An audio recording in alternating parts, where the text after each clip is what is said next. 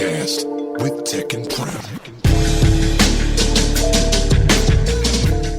All the glory. The Phillies take the National League East Division crown. All up for grabs. Whatever the hell it takes, top line. It all Comes down to this. all. We do it all for October. It's the Vet Alumni Podcast. It's Red October. Playoff day. I mean, and look, Playoff edition. yeah. I mean, look. If you're peeping this before Game 1, then yes, it's about to go down. And if you're peeping it after Game 1, we're either up 1-0 or down 0-1. Yeah. Either way, it's all right. And for you, the series is either over or won in your mind. I know how you work. If they Well, lose game you're- 1, you think the series is over. Listen, you're not wrong about that to an extent. I know how your brain works. I feel like this Game 1 is of mega importance. Yeah, you're at home. Yes. And you got your best pitcher on the mound. You know, it's going to be crazy in there. There's not going to be a lot of Dodgers fans. No. This is the type of game that you really look at this game and the pitching matchup. I expect like a 4-3 type of Phillies win. I That's think the type of game it would have to be for them to win. I think every game's going to be like that. I want them to knock them out Wednesday Phillies in 4. because I don't. Yeah. You mean a sweep? Yeah, I want a sweep. Well, that's and I'll really tell you that's why. hard to I accomplish. know, This is but the Dodgers, I'll bro. tell you why I want that. I want the sweep. Is because I don't want to have to feel like I can't watch the beginning of the Eagles game. Yeah, but that's baseball. I don't want to watch. I don't want to miss 1 second of the Birds because the Phils are still on in the eighth it inning. wouldn't be Thursday though, Isn't right? it? Wouldn't. Would it be Thursday night? Thursday at like 3 o'clock or 6 o'clock. 6:05 Is that when game? or That's when 6:08? Game 3 would be, Yeah, is or it Game 4? I think Game 4, Thursday, 6:08, something Okay, like that. okay. And that would mean we would miss the beginning. Well, no, I'll just go split screen on my 85-inch, Yeah, I hear and ya. I have the 85-inch, the dual screen I view, don't right? I don't love going split screen. Each one's like 40-inch TV screens, though. This is a big screen I got down there. I hear you. I spent the money on a Tech because I was anticipating multi-view situations. I got the 75 inch. I hear you. I don't want to just. Oh, you do too then. You're good too then. Yeah, but I can't do that. Like they do on TV, the Vince Vaughn commercial where they're putting on. I can't watch sports like that. Well, what I used to do is I'd have like one on the laptop. I and can then now, one on the as TV. funny as it seems, I've done that. I can post my phone up. Yeah, and then yeah, be yeah, watching yeah, what yeah. I want to watch, and then keep going back. I can do that And just all one day. has volume. Just one has volume. I can do that. The Birds Yes, always have volume, but no matter what. It's the split screen. It just makes my brain go crazy. I can't. Well, the good thing about it, sometimes with football at least, right? If I'm doing like 2 football games at once, it'll sync up. You know where when I can the do it? snaps are like perfectly placed. You know when I can do Yeah. it? When I don't have a horse in the race, I Well, can do it. then you're not even that interested. If then. I'm watching the Chargers Colts on one half and the other half is like, Giants Niners, I can do that. Yeah, yeah, But yeah, like yeah. I can't. Because you're not as invested. No, You're not. I you're don't not, have a horse in the race. You're not tweeting on every play dealing with my bickering. Exactly. Yeah. Exactly. Yeah. 100%. And you now see. Here's the thing that especially in baseball, I've calmed down on the tweets. And football, it's different because every play is the end of the world. But like with But even still, you could be down 19 and win if you have 2 quarters left. with this Eagles team, yeah, apparently so. They're just Apparently remarkable, so. man. Such I a know. remarkable football team. I know. It really is something just to enjoy. Because I know. they're 4-0 and they beat some of the best teams in the league. No, and now the hardest part of the schedule it's- is out the way. Well, yeah, for the moment, yes. They still have some really tough games. That Packers line. You're not going to get much harder than Prescott, Mahomes, No, you're not. Stafford, Mayfield. You're not. Back And to that's back what- to back to I back. saw, I don't know who, I forget the name. Some guy on DraftKings or something said the phony win after phony win. Did you Which see is this? a joke. It's a joke because They're not beating Jake Browning. no, you beat 3 division winners, 3 playoff teams, And the best by the way, quarterback of the era. Now 3 times in a row. even though the Rams are on fraud alert, they're actually still an NFC championship caliber team, in my to opinion. make it to that game, but they are not going to sniff the Super Bowl. I No, mean, I they're- guess technically, if you make it to the NFC title game, you sniff the Super Bowl. But you know what I mean. They're on fraud alert for the moment. are But the bottom line absolutely is on they fraud alert. weren't when they came into Philadelphia. They were not on fraud alert. No, there. everybody thought that Matthew Stafford was 27-year-old Matthew Stafford. Correct. Well, Puka Nacua is the best receiver in football. Unbelievable. He's The- unstoppable. His elusiveness and his way of just maneuvering is almost like if you combined like a Hines Ward with like a Wes Welker. yeah, I He's mean, almost like if you married their skill sets. yeah, because it just seems like if you put the ball near him, it's caught. Yeah. It's just caught. It doesn't matter. Except for if it's oddly near on the him. sideline at the link, he can't catch those. Yeah, I don't know why that Isn't that weird? Because he dropped almost the identical pass, if you remember, in the playoff game on the sideline. Yes. And he did in the fourth quarter That was recently, tough. too. Yeah. That was a tough one. Well, though. you got Quinyon Mitchell. Yeah, you got out there. Quinyon, the best, Best in the business, defensive man. player of the week. This guy is just as long He's as locked down. As long as Coop and Q are out there, it almost neutralizes when you play elite quarterbacks, and we've seen that. So far, they've played technically, 4 elite quarterbacks. And they've made So- two mistakes, which were both against Mayfield, which are both rookie mistakes. Yes. Both rookies got victimized, but then they did. ironically, Campbell redeemed himself. He did. Look, it's a rookie mistake. And, It is. and by the way, I mean, that the matchup's film, tough. the film will tell you a different story than what people just saw in that one play from Makuba. Makuba played a really good game. He had one bad mistake. And that's if he gets his head around or just his eyes on the ball quicker, that's an interception. He's right there. His reflexes. He's right there, were man. a quarter of a Just second a pass, late. just a pass breakup. That normally is a pass breakup. Yeah, and That's I mean, with odd. him, it could have been a pick. Yeah. It should have been a pick. Yeah, his ball skills are good. You know what, though? I've been thinking this all week. I haven't said it really much, but the fact that they're struggling a little bit with some defensive things here and there, and they're struggling, seems like by half offensively, like they have a great half, then a bad half, a great half, then a bad half. I like that because it was only September football. So when you have a championship pedigree, a team that knows how to win and improves, winning is a skill for one. Forget about your numbers. When you have a team like that is struggling early in the season, of course they're going to work harder on execution. And they're going to put more focus on, all right, let's try to put it together. And as we go through the year, just like they evolved last year, and they were only 2-0 at the evolution point. Yeah. They're 4-0 at the evolution point this year.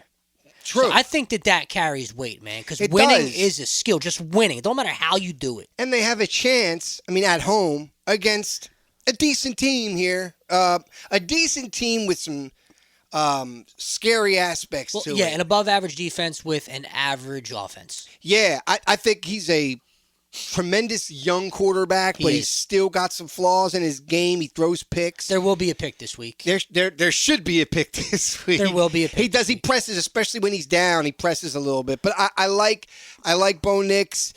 They have this Marvin Mims receiver who is sort of electric. Sutton is a legitimate one. They have average running backs that are going to run all over this defense and have somebody like my father go, "Who's this? Who's this guy?" Yeah. Because that's how it works. That's how it works. But they're at home though too, so it's just different at home. They have a different chance beast. to go 5-0 here, and if they do, if they manage to do that, you got the Giants on a short week. Well, they'll be 8-0. They'll be 8-0. If that's what I'm saying, I mean, if you go they're gonna 5-0, you got a chance to go 8-0. I already have them at 8-0. They're 4-0. I mean, if they were Go going to with the lose a bye. game, it was going to be in September. If they were going to, in the first half. Yeah. And I think this is an 8-0 club entering the bye. Yeah, and you get most likely the Vikings game. You get Nakobe Dean back, and that should And Carson be Wentz something. is going to be a quarterback. I don't know about that. You J.J. think- McCarthy is poised to be back for the Eagles game. I would rather play McCarthy. Really? Yeah. Because Wentz, You don't want Wentz having that. Even though he is Carson Wentz and he's not nearly what he was when You don't he was want great. that. Any aspect of the revenge factor. I don't like that. And you know what? He really didn't play too well in the overseas game. He actually, against the Chiefs. We had like 350 yards. He actually of played offense. pretty good most of the day. Like, he made some good decisions. And a few plays, he looked like old Carson Wentz. I was watching like, Yeah, this he did. is crazy. He got out of. He looked like he was about to get sacked, and he got out of it and threw a ball way downfield to a wide open Justin Jefferson. And I know. I am worried about off-schedule plays like that. If we were to have to play Wentz, even with JJ can do that too. Yeah, I'm worried about those off-schedule plays to Justin Jefferson. But that's it. That's at the link, right? No, it's in Minnesota. Is it? Okay. And it's gonna listen. That game doesn't bother me could though. Be different. That that dome, there's been some Eagles celebration in that dome. If they go 8-0, they have the bye week. They get Nolan Smith back after the bye, and for what it's worth, Jacoby Bennett. And who do they come out the bye against? I forget. In Lambeau, Green Bay. Which they're on fraud alert too. They're on fraud alert. They are on absolutely on It's fraud so alert. funny how things in the beginning of the season. Oh, these guys are going to crush the Eagles. Oh, well, yeah. Look out for the Rams and look out for Baker Mayfield's he's got a chance to go to the Super Bowl. And what happened? You're absolutely right. What happened? You're absolutely right. And let me just say this to the fans that are frustrated with the offense: if you put the second half of the Rams game up against the first half of the Bucs game, you have near perfect offensive play. You do. I just for me.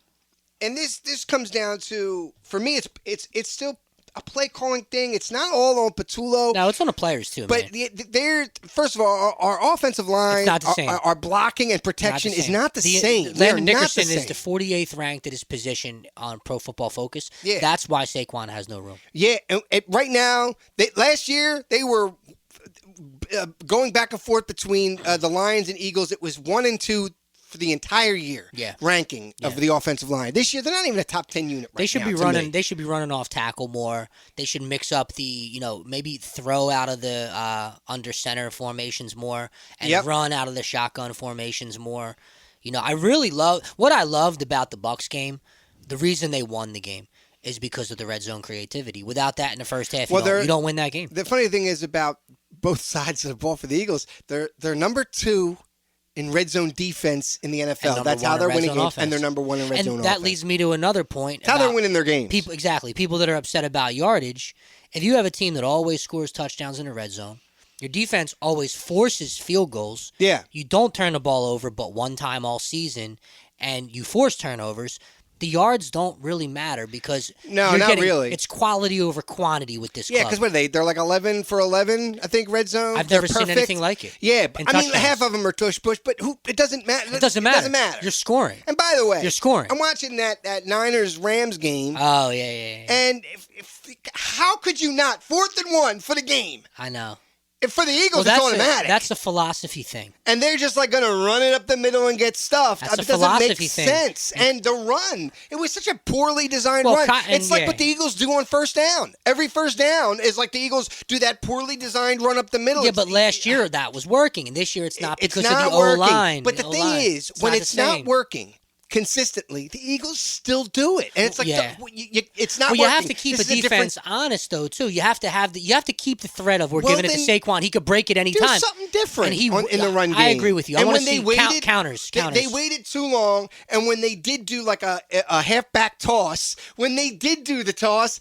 It was obvious they were going to do the toss, and they saw it coming. They rushed it. It was a loss. So you just can't. You got to be a little more creative. And by the way, I do feel, I know it was a big thing in the AJ tweet. He apologized. It's over. So it's not that. It's always overblown. And I know he went to war with Seth Joyner, and then Hugh got involved, and Ike got. I get it, man. By the way, the young guys who play in the league should never come for the OGs. Well, it depends. They should never do that. It depends on what they're saying. I don't subscribe that. I never have to.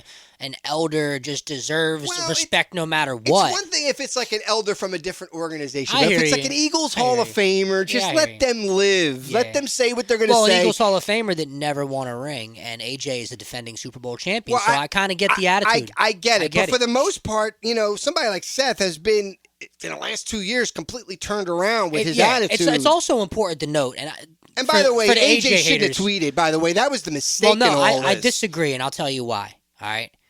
A, he didn't blab off at the mouth like a T.O. or a Randy Moss. B, he's Christian, all right?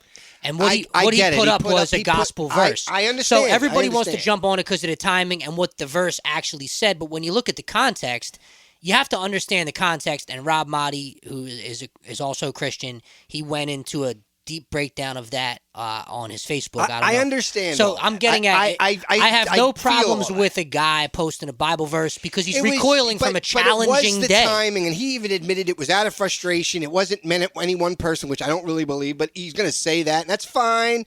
But Devontae's just as frustrated, and he's keeping it internal. He's a different type of dude. Well, just Devontae's keep it internal. an introvert, and AJ's an extrovert. I They're know, different but people. AJ's already sparked fires in the city. You got to have a of better filter. Yeah, you got to just I agree. calm it I agree down, there. learn from the past. You won the game. Yes. If they would have lost the game, I completely understand. We know you want to dominate. You want to be among, like when they talk about top 10 receivers in football today, AJ's not in that top 10. Well, talent-wise, and he wants to be. Talent-wise, sure, but I'm talking Production-wise, about today. no. Yeah, right. Production-wise, right. so far in 2025, he is not. He might not even be a top 15 guy, and he's really furious with that because he wanted to be a top 2, top 3 guy. Yeah, but he's paid through 2030, and he doesn't have to worry about a contract year, nothing like that. This team is trying to string together championships. I get it. He knows that. But I also agree with what he said when he broke it down at his locker the other day.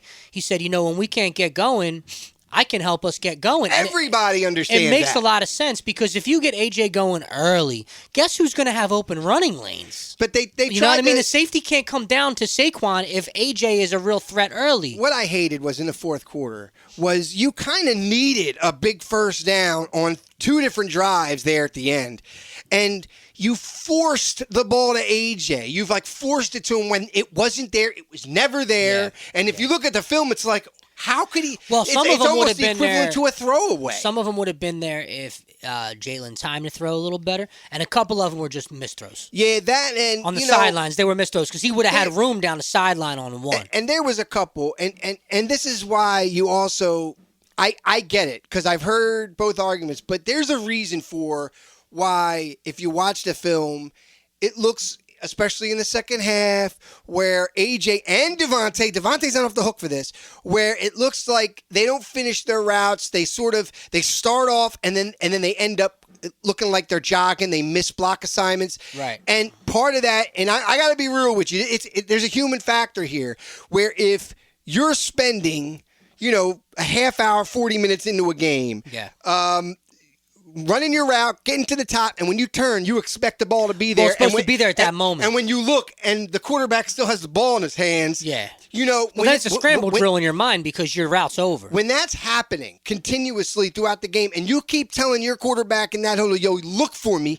I got him on man. Right. When I turn, I'm gonna be there. I'm gonna have that half a step. Make sure that ball's out. And when he's doing it for half a game or, a quarter, and it's not there. Well, it depends on the defenses, too. Well, that's true, too. If you got underneath coverage, you're not throwing a comeback. But you can see why, breaking it down to the very minutia of being in the playground.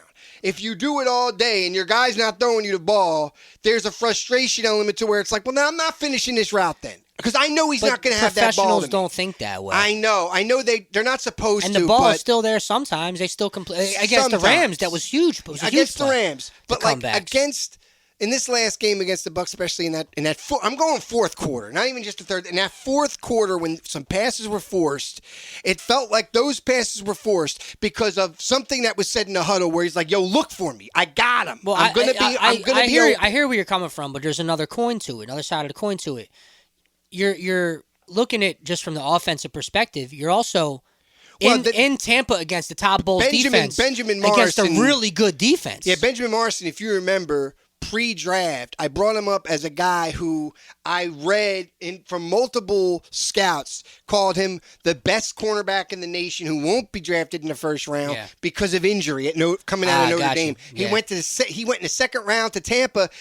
And he had the clamps on AJ. Yeah, there's defenders that are playing hard, and they were down, so they had to play harder. And that Zion McCullough or whatever, yeah, they said they were going to pick on him. He was good. If healthy, the Bucs are Super Bowl contenders to at least challenge the Birds in an NFC Championship game. I agree. I think the Bucs, honestly, more so than the Rams. Most people wouldn't agree with me there. If they're healthy. If Bucky Irving gets healthy and their defense gets healthy. Because he's out right now. And Mike Evans comes back and they say that Baker is going into the playoffs with a full complement. You might be right about that. I think that the Bucs are a little more dangerous because their defense. I got them sort of on the same playing field right now. Yeah, I hear you. But you're right. They're a little more like... they both feel like they could be contenders to me. I feel like the Bucs are a little more able to win the fairy tale endings at this point. Yeah, they could. You know, They could. but they're all below the birds. Right now, it would appear They're that all way. below the birds, Which, by man. the way, speaking of below and do the rankings real quick, let's get it in before Yes. we focus our attention to the vet line. We do. And Our guy Tom Stakes. Tom Stakes If you're is on gonna join Eagles us. X, you know all about Tom's content. There it is. And we're also going to get into Red October with the Phils. Yes, sir. But real quick, it's time for the Tech 10. It's the Tech 10. All right. Number 10. Look, I know the 49ers won. I still got them at fraud alert, but they come in at number 11 for me.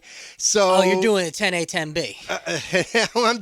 I guess they would fall Because this short isn't of the my Tech 10. 10 then. This isn't the Tech 10. If No, you're it mentioning 11. is. I'm just saying the Oh, Niners okay, don't make my okay, 10. okay. They're All right. right. They're right at 11. They're moving up. They were at like 17, then they were at like 13, and Okay. now You got the Colts at 10. and now they're at 11. No, actually, I got the Green Bay Packers at 10. Fraud alert. I got the Packers dropping from 9 to 10. And number 9, I have the Colts moving up one spot to number 9. I was close then. I was close. Yeah. All right, Or, all right. or actually falling to one spot. But that's okay. Okay, right. That's okay. Number 8, I got the Seahawks here. Yeah, I got a veteran QB. I like the way they play. Great running backs. I don't think that they will win the division, but I'm not saying No. I'm not saying that they can't. They're a 10 and push. 7. They're a 10 and 7 Yeah, club. I think they're a good team. Number 7 gets dicey because I kind of was flip flopping, but I'm gonna stay with the Tampa Bay Bucks at 7. Okay. Right now, momentarily, You got the Rams ahead of them, huh?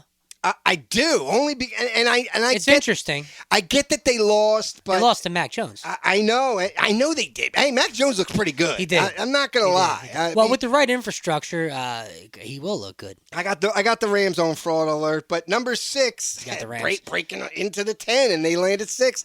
Kansas City Chiefs. Oh, the Chiefs. Okay. Yeah. I mean, they look like they're back to form. From 0-2 to 2-2. They're back to form, just I mean, like and that. they easily handled the Ravens. It was the way they handled the Ravens for me. it That pretty was good. like, okay. Well, the Ravens aren't going to make the playoffs now. Yeah, they may not. I think Lamar's out Ravens for at look least awful. 3 games, right? Lamar's out for like 3 games. Yeah, they look bad. Imagine Shedeur Sanders not turning down Baltimore. He'd be starting this week. Cooper Rush. Taking the reins in Baltimore. That's a big time loss. Watch Cooper. You know what, though? That might ironically be like a weird good thing for the Ravens to just refocus on King Henry, pound the rock, hold the ball, Yeah. quick, easy hitters for Coop like he did in Dallas, play good defense. It kind of fits like I the don't think Jim he's got- Harbaugh He might not have the or John weapons Harbaugh system. he might not have the weapons though. Well, Like Zay Dallas Flowers had some Flowers weapons. pretty good, though. Yeah, Zay he's all Flowers right. is good. Mark Andrews, one of Mark the better Andrews, tight yeah, ends. you're right, you're going to right. dump it off to, what's that kid's name? It won't go away. Justice Hill. Okay. You'll dump it off to him. Yeah. I think that this fits John Harbaugh's football philosophy with Cooper Rush. Hey, you might be They're right. not going to win this week, though. No, who are they playing? I forget, but it's a tough game. Yeah, I don't expect that. It's a tough game. They could rattle off some losses here. Yeah. All right. Number 5 is the LA Rams. They're on fraud alert. They fell. Actually, no, they stay at 5. Texans at Ravens, by the way. They stay at 5. Texans at Ravens, by the way. Oh, Texans at That Ravens. defense is really good. Yeah, Houston's defense is really good. The Texans are actually one of my teams to watch. 1-4 Ravens. Number 4 on this list, and this is the first time they're making a list, and they're debuting at number Really? 4 Whoa. is I know, out of nowhere. Whoa. It's the Pittsburgh Steelers. I just think that they're a real deal right now. They look right now. They look like real deal. You don't All think right, so? Maybe not top 5. I don't would have know. put in your paradigm here, which I'm beginning to comprehend more. It's Because this is a new segment. It's a week to week. It's a week to week. It's a thing. week to week. I would have them in your system at a 7. I hear you. I decided to go 4 only because Old man Aaron. but they're winning I and they know. look like I know. they're like kind of convincing. I They're know. like playing. It's everybody's playing well there. Yeah. And the defense looks But pretty Mike formidable. Tomlin still coaches to lose. I know he does. Did you see the end of that game last That's week? why these lists. With his glasses, his chain, he's just coaching to lose. This is week to He week for doesn't me. go for the win. It's like you said last week. These are very volatile lists, and that I'm watching this any game week, like, does he want to lose the game? yeah. I mean, sometimes What are you doing, bro? teams could shoot up and then be gone the next week Okay, on all this right. list. Now So, into your top 3. the Steelers are here, and we'll see. So number 3, it stays the same from the top It has 2. to. It But has to. But number 3 is the Detroit Lions. I just feel like they are.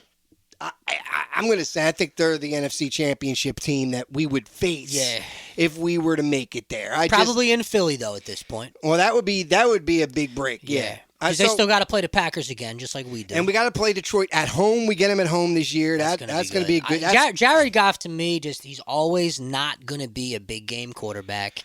And regular I think that's the season, difference. he's one of the best quarterbacks. Yeah, in regular he is. Hey, season. look, he's like a Especially Phillip Rivers. If you don't get, and I don't love our pressure right now, but if you don't pressure him out of that pocket, then Goff is going to surgically just carve you up. Yeah, between Jameson and obviously St. Brown, and then Gibbs out the backfield and Laporta, then they got a second tight end. They have an unbelievable offense, and they have a really great offensive line to boot. I think that they I just are don't think that team. in a win-or-go-home game that they're really going to be able to stop playoff Jalen on their defensive I don't side. think there's many teams that can. Because playoff right Jalen now, is people. It's a thing. It's way different than regular season Jalen. Right. He's like Jordan. He is truly, and he's proven it now. He's like a Jordan type of guy. He really should have 2 rings. It's frustrating. He should have 2. Number 2 is the Bills, right? And here's my thing about the Bills, right? I see a lot of power rankings where people nationally have the Bills as the best team in football because they're not just beating teams or blowing them out. And I get that, but these are cupcake games. Yes, they're winning against, wait a minute, inferior opponents. Though, an inferior opponent was within 1 score in Buffalo in the 4th quarter. Yeah, I know, but then they pulled away. Yeah, but still, that game, Buffalo had trouble with the Saints at home. Now, Buffalo broke Baltimore week 1. Baltimore was broken after that. They broke their back. They broke Baltimore. Baltimore hasn't been the same. I think it's crazy in week 1. It's like Buffalo ended Baltimore's season week 1. They completely broke that team. They absolutely did. And that's just the way it goes. But they've won some cupcake games here. The Eagles have had no cupcakes. They remain at number 1. And the teams to watch this week, I would say, are the 49ers are a team to watch. Yeah. I think the Jags are a team. Well, their defense is really active, and they force turnovers, and they're playing fast on defense. And I think even though the Commanders and Bears are kind of on my list of like, let's keep monitoring that situation, I would say the Texans are my 3rd team to watch, only because I don't think they're going to remain. I think getting rid of CJ made them better for some weird reason. You think so? I don't know. I think they're going to start rattling off. Well, the some Commanders wins. go to play the Chargers this week, and Jaden Daniels coming off the injured list. Tough game. It is. I mean, I could see the Commanders because the Chargers got embarrassed by the Giants. I don't think that's gonna. And then that's why the Chargers were not on my list. By the way, they got embarrassed. We'll get to the Giants in the pick segment, but I do think that the Chargers defeat the Commanders. The Commanders don't have that magic, and we're firmly now into the Jaden Daniels sophomore slump. Yes, we're firmly into it. Yep. All right, so let's hit the VetPhact, brought to you by the Fairless Hills Academy of Music. It's time for VetPhact. This is a VetPhact. Well, Tek, tomorrow, October 5th, the Birds will take the field against the Denver Broncos, as we discussed. And on October 5th, 1980, which was an NFC Championship year, when they went to the Super Bowl, we know they lost to the Raiders. On that season, they would get to 4-1 October 5th, 1980 by defeating the then Washington Redskins. I don't like 24-14. VetPhact. Uh-oh. 24-14. Well, they were 3-1 going in. They were 3-1 going in. All right. They were 3-1. So they got to 4-1. They actually led it to half, 21-7. And it's just so funny that this was a Super Bowl team, right? And you had Joe Theismann coming in here, and always with Ron Jaworski, the numbers just aren't impressive. 11 for 20, 193. 2 touchdowns, 1 interception, and he took 3 sacks. He only ran 1 time for 19 yards. They had, Wilbur Montgomery only ran for 41 yards. The numbers were not impressive. Harold Carmichael did catch a touchdown, but the difference on the day, obviously, was the Birds' defense, as they held Joe Theismann to 19 of 33 for 232. A lot of it was like mop-up time yards. He got 54 yards on 1 play. He was only a 76.8 rating on the day. This was a Redskins team that was kind of like reaching the end of an era in a sense. I mean, They were 1-4 after this game with Joe Theismann and Art Monk. And it was a 1 o'clock kickoff for Dick Vermeil's Birds. They led 21-7 at the half. It was a very quiet fourth quarter and third quarter. It was only 10 total points scored in the fourth quarter, or in the second half, rather. The Birds had a big interception from our guy Roynell Young, who took it back 26 yards.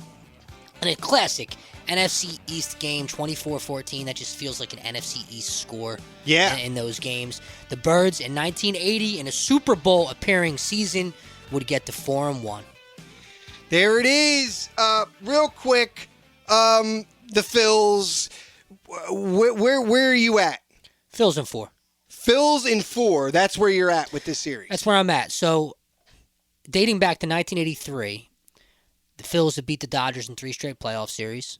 They are 13-9 against them in the playoffs, and they've won 7 of their last 10. Dodgers have only won once, Citizens Bank Park, in the last 10 games. So I look at this, and I look at the fact that you're at home for the first 2 and a potential Game 5. The Dodgers against left-handed pitching this year, 24-23. They're a 500 club against left-handed starters. Against right-handed starters, they're like 69-46. So you're going left-heavy with your rotation, obviously. Yeah. And you're at home. So we're the best home team in baseball. We have their number 70% of the time in the last 10 matchups. They're a 500 club against lefties. And this group knows this might be maybe their last chance as a group to win it. So all those factors amalgamate to me to Phils in 4. Big time pressure on this club. Big time pressure. I like it, though. Big time pressure. They want that, I think. Listen, they folded the last couple of years under pressure. You know what, though? This team is going back to the World Series. Do they win it? I don't know. I mean, Seattle's really good, and if New York gets there, look out, because they got these young, good pitchers I now. think New York. I think New You York. think the Yankees get there? I think the Yankees in Toronto is the equivalent to the Phillies and the Dodgers. I think whoever wins these 2 series goes to the World Series. That's what I think. Phils in 4. Phils in 4. I'm firm on that. All right. And listen, You're Phils in 5, right? I'm going to go Phils in 5. Okay. I'm not going because I. But can't, you're gonna say that now. But I'm not going to go against If the they lose Phils. Game 1, you're going to be out on that. Listen. But if you're listening, right? If you're listening to this and Game 1 already happened, if they lost Game 1, then listen. You can leave in the comments or wherever this is posted listen. I think that if they lose Game 1. I think it's a tough hill to climb. It is. For this series. Then you just got to split. You got to split in L.A. and then you Game 5 at home, and there's your scenario. You split the first 4 in each city. I'm thinking it's going to be Game 5 at home. I want this to be a sweep, so I don't have to worry about Thursday. But in a perfect world, it's the 2008 Phillies. It's not going to happen. Then they were never in jeopardy. Well, I shouldn't say that. Against L.A., without that Matt Stairs bomb. And without that Jimmy Rollins walk-off hit, right? They don't go to the World Series. No, you're right. I've seen, and by the way, I've seen that Matt Stairs home run like 50 times this week. Without that team maybe doesn't win the World Series. Isn't it just remarkable how baseball really could come down to like a key inning in a whole series? Yeah, because that propelled them to a 5-game series win. That would have tied the series at 2 games. True. Now, I also see a lot of like, who's got to be is it got to be the pitching or does it have to be the hitting? Listen, I expect the pitching to keep us like. Well, it'll keep us into games. I expect the pitching to keep us into games. Like look, this is what I'm imagining. And listen, if I was wrong, then give it to me in the comments. If I was right, then praise me. I could take it either way. But like.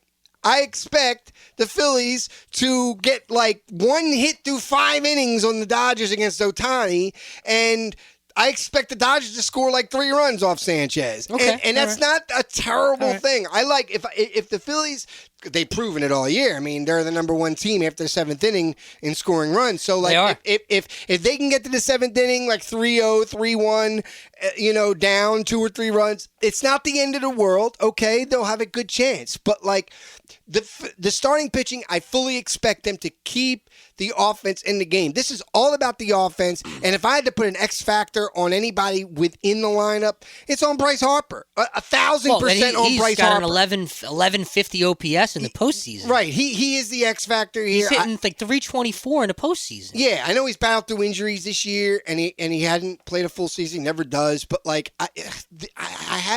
he hasn't been Bryce Harper. He had a few really big clutch moments. He does every year. Yeah. But like he's gone through a lot of these series that they've been winning, and even some of his numbers are good. He's having a good game here. He's like pedestrian for Bryce Harper lately, and I expect that to change in the postseason. I expect him to be the X factor. I'm not going to put it on Schwarber because Schwarber will go 0 for 3 with 3 strikeouts, terrible strikeouts, and then hit a bomb, and nobody remembers that he just struck out 3 times before. Well, no, because he's just Schwarberian. He hit nearly 60 home runs. I get that. I'm going to leave you with this for Game 1. Christopher Sanchez has 4 career starts against the Dodgers. All right? Yeah. The Phils haven't lost. I heard that. He has 22 Ks with a 2-0 record, but his ERA is a tick higher than it usually is. It's 4. Just in case this is in people's headphones or in people's cars after Game 1, Ranger. Yeah. The Ranger Suarez. How do we feel about Ranger? Did they announce it? The Game 2 starter? I assume he's Game 2. You can't not go with Luzardo. I looked last night and I saw the Dodgers. Who do you want pitching twice? That's the question. I want Sanchez and Ranger pitching twice. I want Sanchez and Ranger pitching twice as well. That's what you got. That's what it's going to be. The Phillies still on MLB.com. It's Snell in Game 2 for the Dodgers, which I think he's their ace. I just think it's Ohtani's turn in the rotation. He's tough too. Yeah, Snell is so good. I think they consider Snell the ace. He's so good. He's just the way he pitches. He's going to be tough. But playoff Ranger is you're sub saying, 1 ERA. You just said it, playoff Ranger, because lately Ranger has not looked great. Well, he did in his last start. He was lights out. In his last start, before that is good. Yeah. Before his last start, he was looking like he was falling off a cliff, and then he had a good start. I want Suarez in Game 2 as well, and I'll tell you, man, Luzardo in Game 3 is fine. Look, like I said, they're 24 and 23 against lefties, and that doesn't even factor in if their wild card series, the one they lost. Oh, they didn't lose in a wild card series. Never mind. I haven't loved. Okay. I haven't loved the bullpen, but we'll see. I mean, we'll see. Well, you got Buehler coming out of the pen too. I like him. I love. I love Buehler so far. He's been great. Lights out. Even he's had. It's Buehler, Kerkering, Strahm. In 2 innings, in 2 games, he had 1 inning in 1 game where he got put 2 men on and got out of it, and then he got the last time he started, he loaded the bases in an inning, but he got out of it unscathed. Yeah. So he's had, and so far out of what did he pitch? 10 innings. Lidge moments. He had 9 or 10 innings that he's pitched. Yeah, he's a sub 1 ERA. 2 innings, he's put men on and then got out of it. So he's been really good. And keep in mind, this guy was on the mound when the Dodgers won the World Series last year. Right. So talk about that type of matchup psychologically for him and for them in a big moment. And for this series, I know it's not a big deal, but you do have Nola in the pen, you have Walker in the pen. So you got 3 bona fide starters in the pen. If you have to go early to a guy. Yeah, I mean, and then you can still, if you need to, you can probably stretch Kerkering for 2 innings. Yeah, because the only time we really want to see a guy like Mesa or something is if we're up 5 runs. Yeah. Mesa, if we're up Trevino, 7-2 in the 8th inning, you go to Mesa. That's the only time you really want to see a guy like that. Absolutely. All right, there it is. The VetLine is blinking. So let's hit it. And now it's the VetLine. Why don't you answer your phone? Joined now on the VetLine by Tom Stakes. You, of course, know him on Eagles X. His content is not missable. It's very, very good stuff, Tek. He's also a marketing affiliate with Poly Market Sports and Mitchell & Ness, one of our brands we love. Yes, sir. Tom, thanks for joining us. Thank you guys for having me. Appreciate it. Yeah, definitely. Well, the Birds are 4-0. We already know that defending a Super Bowl is probably harder than winning it in some cases. It doesn't happen often, but they're off to a good start. What's your feeling about this club after their 4-0 start? There's obviously mixed emotions in the fan base. Where are you at with this team, and do you see a path to 8-0 at the bye? Yeah, I feel really good, first and foremost, about the team, and I understand the hardships it takes to win in the NFL in general on a week-to-week basis, let alone as much as they've won. So I think we're at the point as a fan base where it's like we're not even considering losing as the pain. Like to feel joy, you have to feel pain, and so the pain is a win that isn't perfect now. So it's like that is our new loss. That is how much this team has won. And in my whole life being a fan, it's like, I'd be upset all week if the team lost, and now it's like I'm upset all week because the team didn't play perfect. So gotta love where we're at as a fan base. We have to kind of take a step back and look at it in perspective. And I definitely think 8-0 is possible. But it is a week-to-week league in the NFL. And if you think it's bad now because of bad-looking wins or wins that aren't perfect, think about how a loss is going to feel. It's going to feel like double that, like the season's ending, because we don't lose a lot. This team is 20-1 in their last 21 games, and including a Super Bowl win. So it's, we don't have a lot to complain about. So we got to find things. You're right about that. It's funny how the goalpost moves, like from era to era. Thinking back to the ugly ways Donovan McNabb used to have to win games. Yeah. And these wins would be like barely by the skin of their teeth, and they'd win with defense. And this club now just finds a way to win no matter what. Tom Brady did it too. Tom Brady had ugly wins. Yeah. The defense won him a lot of those games. A last clutch drive from Brady, similar to what we see from Jalen. Made a career and a legacy out of it. I mean, it's just the truth of the matter. So diving a little deeper into, like, schematically, offensively, it's been a mixed bag. There's been some great halves and some absolutely horrid halves. What do you want to see creatively tomorrow against the Broncos that maybe we haven't seen yet from the offense to throw a wrinkle in against a good defense, by the way? I really am looking for some of the run game to show up a little bit. The Broncos do have a great defense in there. There's two things that they do really well that everyone talks about. They talk about, number one, the reigning defensive player of the year, Pat Surtain, covering in the secondary. And then number two, their pass rush led by a guy that just got a big contract, Nick Bonito, in the offseason or right before the season started. And they generate a lot of pressure. So they're obviously good against the pass. So I know everyone wants to see this passing game, do what we know they can do, what they did against the Chiefs in the Super Bowl and different times last season. What we haven't seen this year, but I think it's going to be all generated from how the offensive line plays and how the run game is. So whatever, I know that the hot name is Kevin Patullo, and he's the new guy, and everyone has a soft spot for everyone else. And he's kind of like this guy that came in and they think, he's the new link, so he's got to be the weak link. But I think Jeff Stoutland and this offensive line need to turn this thing around by having a complete game against what's going to be their toughest opponent in terms of the trenches yet in the Broncos. So it wouldn't be a bad week to have one of those dominant offensive line performances where Saquon just beats them up on the ground, and then hopefully that'll open things up. And they can be definitely more creative in their run scheme as well, and using Jalen as a little bit of an extension of that. I want to see him beat them up on the ground tomorrow and come out that way. And that's probably not the popular answer right now, but that's kind of what I'm thinking how we can win this game. Yeah, it's overdue, and that would open up AJ. Talking about A.J. Brown, that would open things up. The tweet heard around the world. The tweet heard around the world. You're not kidding. The tweet debated around the world. I mean, how real are AJ's frustrations to you? Like, when you look back at the game, I don't know if you've looked at any of the film or you've replayed aspects of that game. How real are his frustrations? Does he have a right in your mind to be as frustrated as he's been?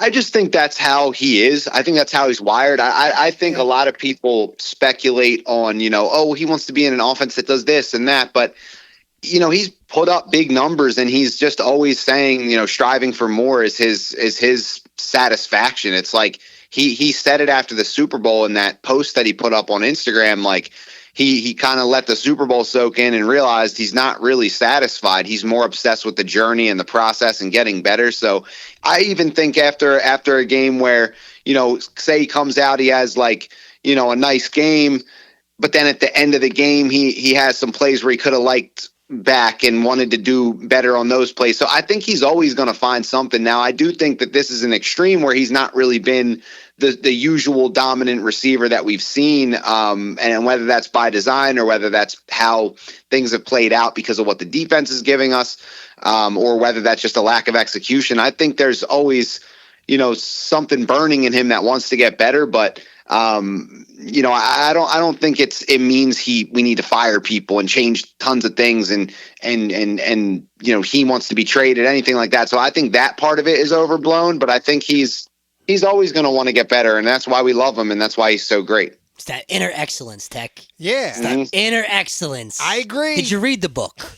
I did not. Mm-hmm. No, me neither. I did not read the book. Forget about the book. I think we know what it said. Yeah, even though there was a Cam Newton who said he that cartoon he doesn't character. read. I'm like, how do you know if he doesn't? He's an avid reader. For Cam God's Newton is Tom. What's your take on the Mad Hatter?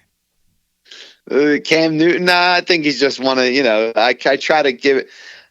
It's funny because a lot of these guys, when they're playing, you're like, man, they're so good and they're likable, and then they go to the media and you're like, what did I ever see in this guy? So it's, I don't know. It's kind of like, I try to give a little leeway because I understand they're doing a job and they have to be bold sometimes and say things. But man, some of them, who I really like is Randy Moss. I think he became a lot more humble after his playing days, and he started to see how maybe he took a few things for granted during his playing days, and I think he has a lot of appreciation. You can see that how he talks about football. So I like seeing guys like that who give love back to the game, not try to leech off of it like some of these guys do. Yeah, I like Randy Moss too. But with Cam Newton, I'm just going to psychologically break it down, right? Stand the guy. Jalen Hurts is like a similar type of quarterback, scrambling quarterback, strong, big guy who won a Super Bowl, and Cam Newton never won a Super Bowl. So I think that any opportunity he can get to step on Jalen in any way, little jealousy there. He's taken. Yeah, absolutely. I don't understand it though. Well, that's what it is. It's the guy envy. does is win. It's envy, and that's why the hats are on his head, because The hats are ridiculous. It's a character deficiency that he's trying to compensate for with the hats. Maybe. I think that's what's going on. Maybe. I don't know. I don't take too much stock in First Take anymore. I know. By the way. It's a cartoony type. It has lost its luster. Yeah, I don't know what it is. Nick Wright was on point this week talking about the Birds, and I've never said that in my life. Yeah, because he's really Nick wrong most of the time. I mean, it's really ridiculous. Who's your surprise star tomorrow, Tom? That's a good question. I'm gonna go with a little edge help, a little edge rusher here, stepping up in Jalix Hunt. Yes. I was really high on Jalix Hunt all off season, coming into his second year, and it's not that he's been bad. I just don't think he's had that big play or that big game, and I think we need it. We need it with Nolan out. We need a little bit of invigoration in this line, in this D line, and these guys in the middle need some help. Need to keep the O lines honest with some edge help. So I think it's going to be Jalix Hunt with a big sack or a big play, make his presence felt. And you got a young quarterback over there, so it would help to get a little heat on him. Yeah, Nakobe Dean should be back in a couple weeks. What do you think they do with him? I mean, where do they put him? What do they do with Jihad is the question, right? It's a good question. When they asked Fangio if he was going to use Campbell at edge, he was like, nah. And it was like this. It was dismissed right away because he feels like, man, he's still got to learn. He doesn't know his position that he's actually out there playing now. I know he looks good, but he doesn't really know that position well. So you're asking me to put him in another position where he's got a whole lot more to learn than the position he's actually playing. Like that Fangio dismissed it, and it was like that was kind of what I got from his immediate. So when Dean comes back, I mean, what do you do? Because Nakobe's a great player when he's healthy. What do you do with Campbell? I mean, you can't sit him. You know what I mean? What do you do there? Yeah. I think it's good to have depth and bring Nakobe back, and you never know what's going to happen. You never know with it. You see how quick it was with Nolan Smith. He out of nowhere, 4 weeks out on IR. So I think having depth's great, and Nakobe's a good, mature professional, which we're fortunate to have. Good character. He's always been a good leader for the defense. So I think whatever role he's going to be in, they'll work something out where he can, he'll play. Maybe they'll throw him. They'll play in base a little more, maybe with 3 linebackers on the field. I don't know. It's going to be interesting, but But if there's a guy that can, if there's a guy that I trust with it, it's Vic Fangio and his staff to figure out how to get these guys in the right positions and get the most out of them. I think he's done a great job with that so far this season. And we've been a defensive driven team really this season. That's been the one consistent thing is our defense has played really well. So I think you're going to see Vic Fangio continue that with using guys and getting the most out of them. And Nakobe's next up. Yeah, and just forcing field goals, like you said, playing. That's all we need to do. You're forcing three. It puts teams in a bind when Jalen can just go down the field and pop it in for 7 on a long drive. Love it. Which we haven't seen those patented long drives as much this year, but he has had a few where it's Jalen. When we need it, and it's like, oh, here it comes. It's not coming. But it has, though. I mean, it has. Against the Cowboys it did. Against the Chiefs it did. Against the Rams, I mean, they were unstoppable in the second half. Well, in the second half. And they're 100% in the red zone this year. It's 100% remarkable. It's unbelievable. Yeah. I've never seen anything like it. No. The opposite of the Andy Reid era, where you had McNabb, who wasn't so much a big game quarterback, and Andy Reid wasn't so much a short yardage, condensed area coach. And now it's like they excel at the two things that held the team back 20 some years ago. Even So this time last year, they were not good in the red zone, and that was the big story. Is they just can't punch it in. They were not good this time last year, and all of a sudden They went I think half the season without scoring a touchdown in the first quarter of till week 9 or 10. It was awful. They were bad. They were getting the red zone into field goal time. I mean, they would get to the 7-yard line and end up kicking field goals. Yeah. Couldn't figure out why. Now they're 100%. It's really something. And I think it's crazy that people talk about Kevin Patullo and the play design and all this and creativity. And in the red zone last week in the Bucs game that everyone's complaining about, we saw an underhanded screen to Goddard, and we saw a shovel pass to Goddard, both that got in the end zone. And we're talking I think for all circumstances, I'm not as down on the scheme or the design. I think it's more on the execution, specifically on the offensive line. You're 100% correct. I agree. The Patullo crying and whining, it's a bit overblown. It is. It's a bit of an overreaction. The players have to play, and sometimes you're going to run into good defensive play and defensive adjustments. I mean, Todd Bowles, if anybody can adjust like Vic Fangio adjusts, Todd Bowles is phenomenal defensively. Yeah. And the Bucs have some really good personnel. Before we had you on the line here, Tom, we were talking about some of those corners they have over there coming out of the draft who are touted as some of the better guys that wouldn't be drafted going into in the the game, first they were round. like, oh, they need to pick on McCullough. Well, McCullough played great. I mean, what more do you want from McCullough? Yeah, they played desperate ball in the second half, the Bucs, because they had to, and it showed. But when you're in a hole that big, you can't always come back and win the game. Yeah. And that Baker, that second half Baker INT, I said it last week, he was going to throw a second half INT. It was deflected. It was deflected. Reed got the finger on it. Can't put it in harm's way. No, that's the NFL. That's how hard in college. That's a touchdown, no problem. But in the NFL, you can't throw that ball. It's not realistic to think you're going to complete that ball. No, 100%. So I agree with you on the creativity. I said that last week after the game.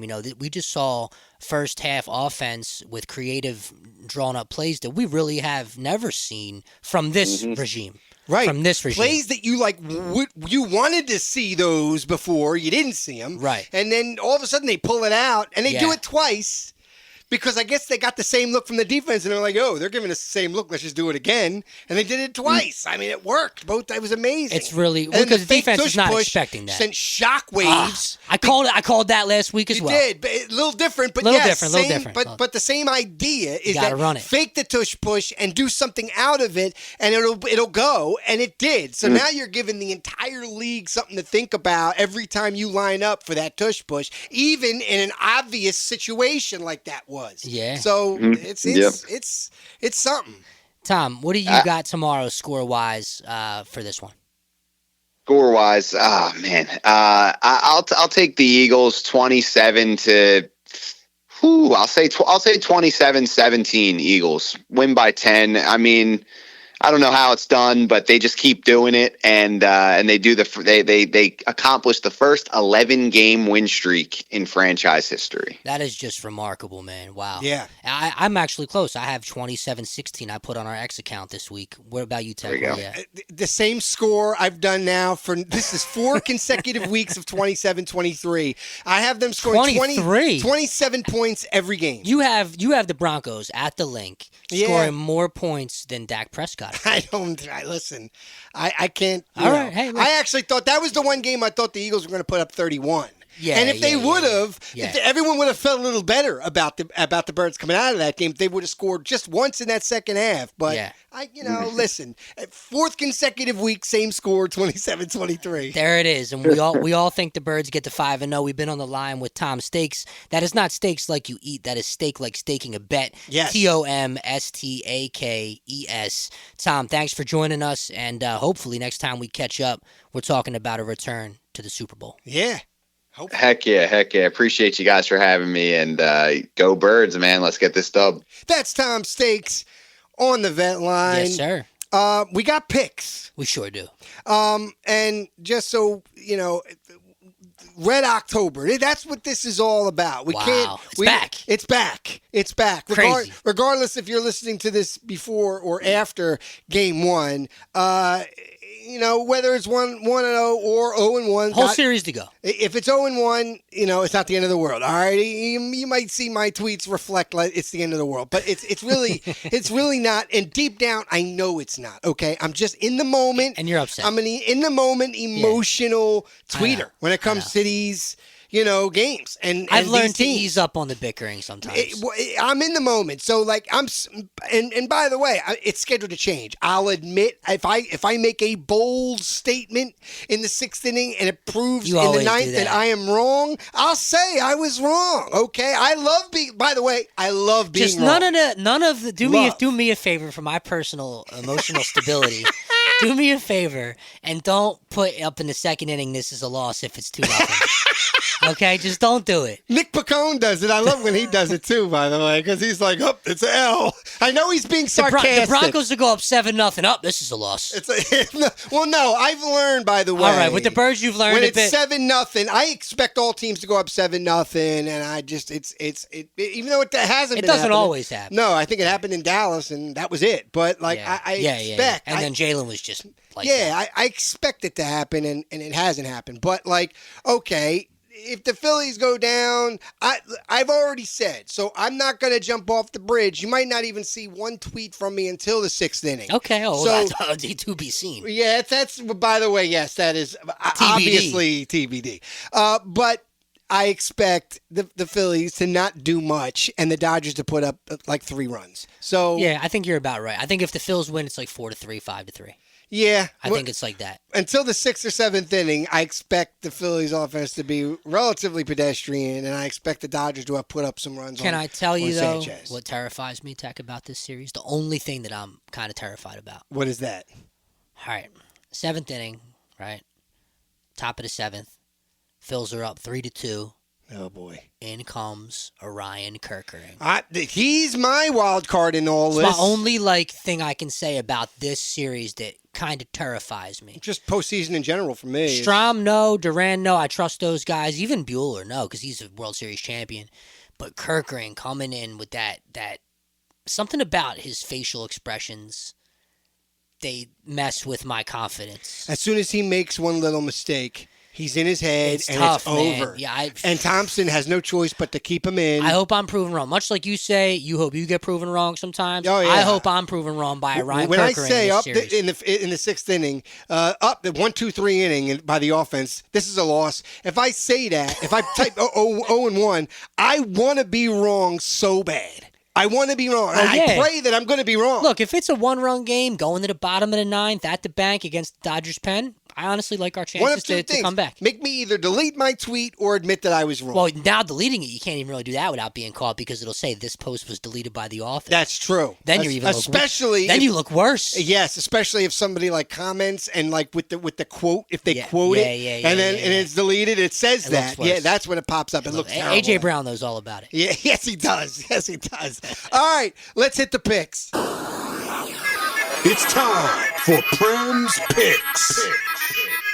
These games are a blowout, a human lock. You can bet your children's unborn children on these games. Prem's Picks, how did we do last week? Well, I had my first undefeated week of the There you 2025 go. season. You're back. We know that the Birds managed to hold on against the Bucks.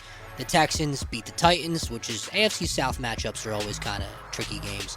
And the Broncos, who come in to the link this week, beat the Bengals. Yep. So I stand at 6-3, and here are episode 177's locks. Locks. Tek, the aforementioned Broncos and the aforementioned Birds face off coming off wins. The Birds coming off 4 straight wins. The Broncos, we talked about it with Tom, good young quarterback, really good defense, the best trenches squad we're going to see to this point. Doesn't matter. I think the Birds handle business at the link in front of the home crowd. I think that the offense has some things to get AJ going this week and kind of calm that conversation down. Give me the Birds. My third week out of 4 weeks picking that I'm picking the Birds at the link to beat the Broncos.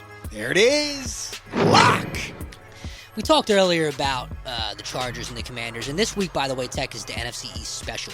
Every single pick involves an NFC East team. Wow. Birds over Broncos. The Chargers hosting the Commanders, who get Jaden Daniels back. We know that Jaden Daniels had a phenomenal freshman year, per se. This is the sophomore year, and it's kind of been a bit of a step back, battling injury. They don't seem to me, from what I've seen, to have like the same magical vibe to them. No, they're not. They're not playing with an edge. They played with an edge last year, like a chip, similar to what we saw from the Birds. They did. And I don't see it. Doesn't the they look magic, kind of like the Commanders of old. They do. And for that reason, I think it's maybe a close game, but the Chargers in the fourth quarter do enough to win, and their defense is pretty good. And they just got embarrassed. They're not trying to have that happen again. Yeah, they're 3-1. They're trying to maintain supremacy in the AFC West because the Chiefs are charging quick. The Chiefs are tugging at them. They are, and and before you know it, the Chiefs could be right back in first place. It's going to be close. I know. So for all those reasons, I think the Chargers hold on and beat the Commanders in a close game, in a one-score game in Los Angeles. Lock. Our last NFC East pick special on episode 177 involves the now Jackson Dart. The Jackson Dart led. I love that. By the way, a better name. Jackson Dart is pretty good. Yeah, even though I do love Jackson Dart. He is pretty. Name. Yeah, I like him as a player too. As a player, I saw his leadership already in the post the locker room talk he had with the team, and I think Giants got it, a potential franchise guy. They do, yeah. But he's his first official start. I think this is right. No, or last week was his first start. So his first road start has to come. He got knocked out for a possession, I think, or a snap. He did. They brought Russ in. He didn't want to come off the field, though. No, he didn't. They brought him in the medical tent. They put him right back out. Yeah. But his first road start is probably, no matter how bad or good the Saints are, it's one of the hardest places to win. Yeah. That dome has a weird vibe to it. Teams that are supposed to win in that dome routinely do not win. Yeah. It's happened to the Birds. It's happened to a lot of good teams through the years.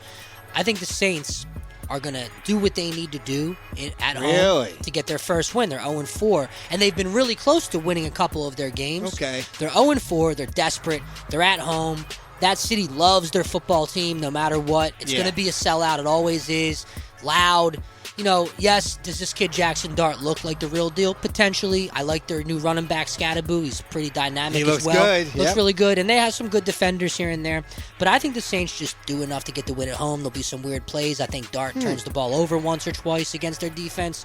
Give me the Saints to get their first win over the 1-3 New York Giants in the Superdome. There it is. Lock. To recap, we got the Birds over the Broncos at the link. Lock. The Chargers over the Commies in sunny L.A. Lock. And the Saints come marching into their dome to beat the Giants in the Big Easy. Lock. This has been the next edition of Prem's NFL Picks. Well, there you have it. It's Go Birds as usual. 4-0 with a good chance to go 5-0. But, look. Got to play the game. You got to play the game. Gotta play the game. And it's always going to be all about the Birds. We're going to spend the majority of these shows moving forward where it's all about the Birds. Yeah. And next Saturday, another Saturday show. Yep. And we'll probably be wrapped with the Phil's Division Series. Well, hopefully. Could be Game 5 next Saturday, right? Yes. Hopefully we're wrapping it up. Hopefully we don't need... Phillies in 4, we will be wrapped up. Yeah, exactly. I hope your prediction is the correct one here. You and I both. It's all about Red October this week. And, hey, go Birds, go Phils. We'll see you next week. Vet Alumni.